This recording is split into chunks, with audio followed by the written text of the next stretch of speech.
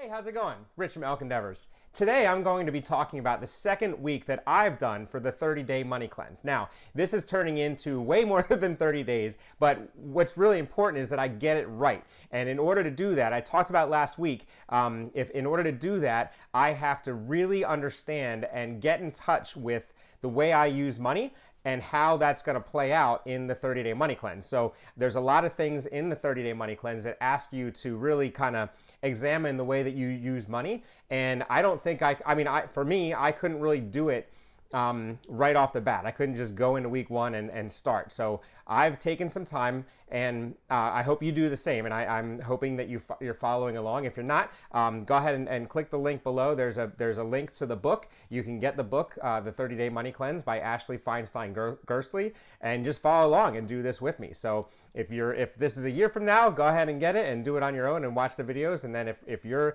right now in September of 2020, we'll go ahead and do it together. So anyway, what I wanted to talk about today, I'm going to be talking about the importance of intentions and the reason that you're doing the money cleanse in the first place. But before I do that, you stick with me until the end. Before I do that, I'm going to talk a little bit about the things that I've found throughout this week that are illustrative of the way that I spend money and what I need to do, the work that I need to do, the work that I'm doing in order to do the money cleanse effectively for myself. So that's what we're going to go ahead and dive into, and we'll go ahead and get started.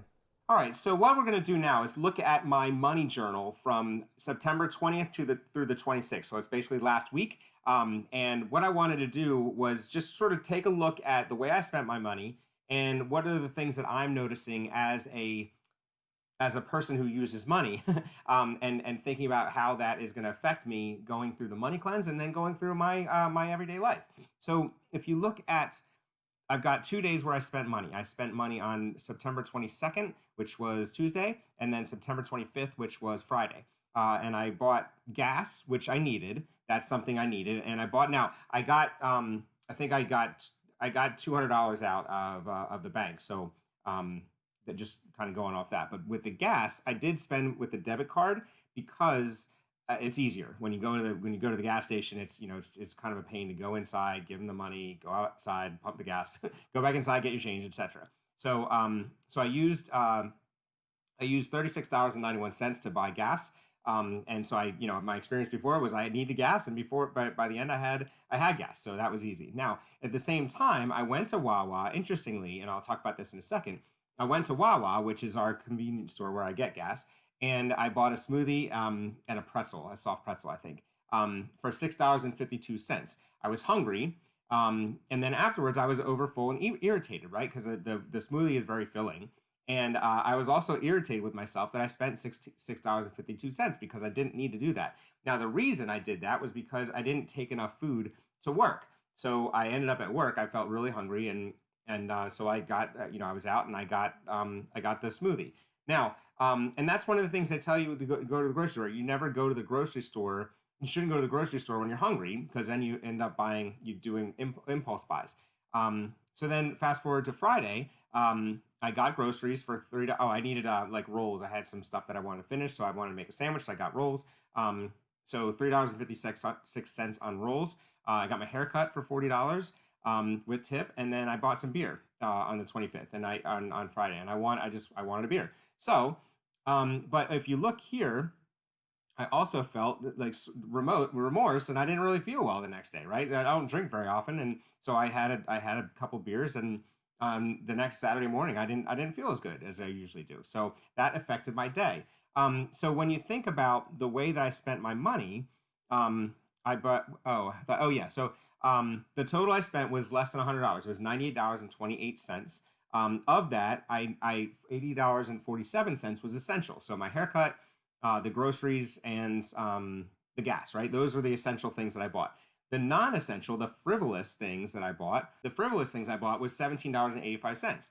So when you think about that, that's not very much. It's something that I wanted a beer, I wanted a smoothie, but I didn't feel well after those things. So that's something that we have to look at, and that's something I personally have to look at, because that seems to be a trend, right? Last week I spent 89 cents on some tea cookies, And I didn't feel great about doing that either. So it has to do with, for me, it has to do with food. So I need to like make sure I'm not hungry when I go to the gas station or to the grocery store. Um, and yeah, so I have to pay attention to that. Now, so my experiences with food could be problematic. And interestingly, which I didn't know, I had cash, and when I have the cash, I used the cash. So I know I brought, I mean, I pulled cash out to get my haircut because I always like to tip in cash. And so I got my haircut, I paid cash for that. But then I had cash on hand. So that's where I think the opportunity to buy beer was. And so I bought a cup, I bought some beer, and you know, I don't know that if I only had my debit card, if I would have bought the beer. And you know, I would I needed the groceries. I mean, the rolls for the sandwiches, but not the beer. So that's a very interesting thing. And this is an example. I just wanted to give you this as an example of what you need to pay attention to as you're doing the money cleanse, because these are the sort of trends that you want to, or these are the, I don't know, the things that happen to you throughout the week that you really want to have an eye on, so that when you go to do the money cleanse, you can pay attention to them, and you're not, you know, you have some data going in, so that you can get a lot more out of it. So mostly, yeah. So this week, now going into this week, I have my kids Tuesday night and Wednesday night, and then Friday, Saturday, and Sunday night. So that's meals, that's food that I have to make sure I have for them. Right now, when this happened last time, excuse me, last week, I kind of like I ate all the food in my house, so I really kind of was starting from scratch when my kids came. So Tuesday, Wednesday, Friday, Saturday, Sunday, that's 5 days where I have to feed them. So I need to prepare and know that money, the same amount of money that I pulled last week is the same amount of money I want to pull this week. But I have to make it stretch a lot farther because I've got four mouths to feed instead of just one. So that's what I wanted to talk about, and we'll go ahead and move on to the next step. So now I want to talk to you about your intentions and the reason that you're doing the money cleanse in the first place. And this is really important because if you don't do it for the right reasons, I don't think that you'll be able to do it. I mean, for me, I shouldn't say you, but for me, I wouldn't be able to do it if I wasn't really looking at something exciting, something sexy, you know, for lack of a better word, something that I really want to do with my money. Because I've taken a shift and I'm sort of flipping the script on the way I think about money. I'm using money as opposed to spending money. Using is a very positive, empowering word, whereas spending is really sort of negative and like I don't have it anymore. So I'm using my money and I'm creating money instead of making money. So I create money through my job, but I also create money through investments and through just you know, odd things that I do. I might sell something that I don't use anymore, that sort of thing. So when you're thinking about the way that, or you're thinking about the reason that you're doing the 30-day money cleanse in the first place, most of us, and myself included, are going to go into it with the idea of I need to figure out how I'm spending my money and why I'm always in debt or why I'm always behind. And that's fine. That's a really good reason to do it. But once you start doing it and once you really start examining your financial life, you'll start seeing that you can do the money cleanse, or you can really intentionally spend money intentionally use money to your advantage and to what it's supposed to be used for. You don't make money, you don't create money by going to a job in order to pay for bills. Like that's not the point. That's what we do. But that's not really what we want to be doing, right? We don't want to be just going to work in order to create money, in order to make money, so that we can pay the electric bill. Like that's just basically like taking money from one entity and giving it to another. Now we have bills and we have responsibilities, but my point is that if you think about that's making money, creating money is creating money at work, using it for the right reasons, using it to pay your electric bill, but also using it for the things that you want to do. And we really deny ourselves. It's just like dieting. We deny, just like I talked about before with the food example. We really deny ourselves the things that we want in order to pay the electric bill, as opposed to getting the things that we want within reason. And also paying the electric bill. The two can go hand in hand. It shouldn't be either or. It should be and, right? I can pay my electric bill and go out to dinner with my family. It's not I can pay my electric bill or go out to dinner with my family, because which one's going to always lose? dinner with your family, right? Because you're always going to be worried about paying the electric bill.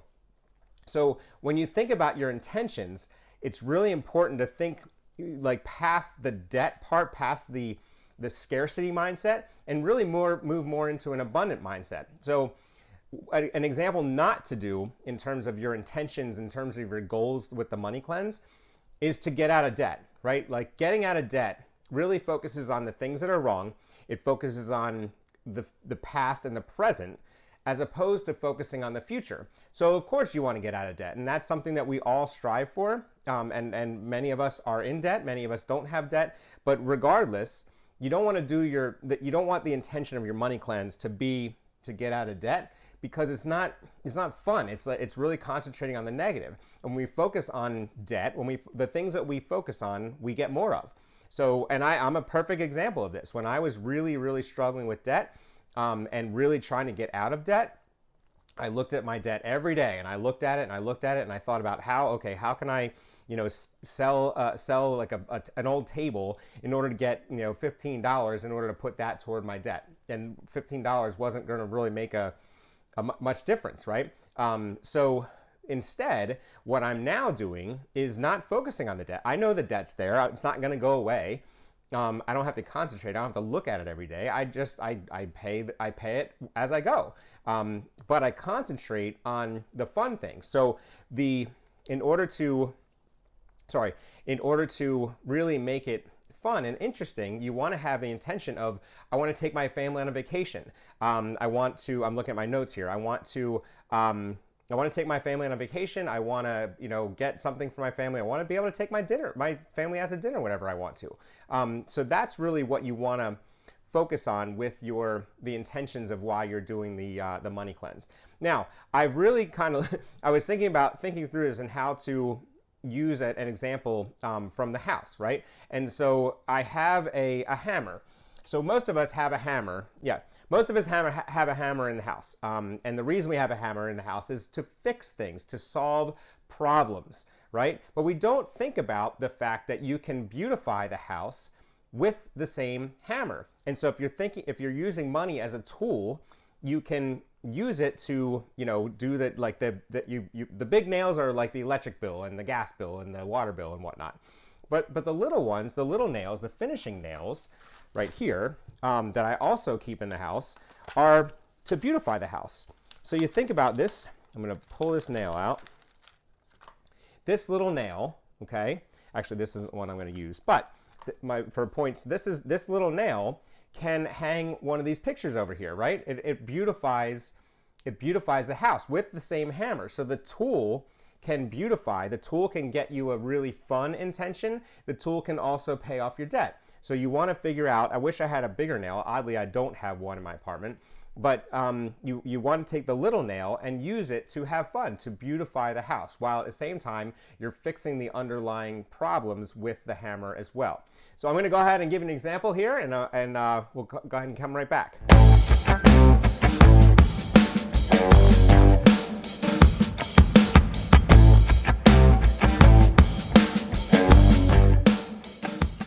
All right, so thank you very much for watching today. You can see that I have my map back there. I know it's not very helpful in terms of decorating for my YouTube channel, but that's okay. It's good for my family. What I really appreciate you watching. If you're getting a good value out of this and you're really excited about the money cleanse, please go ahead and click the link below and get the book so that you can follow along and do it, or certainly get it from the library. That's what I would suggest. But definitely use my link if you so desire to have the book in hand.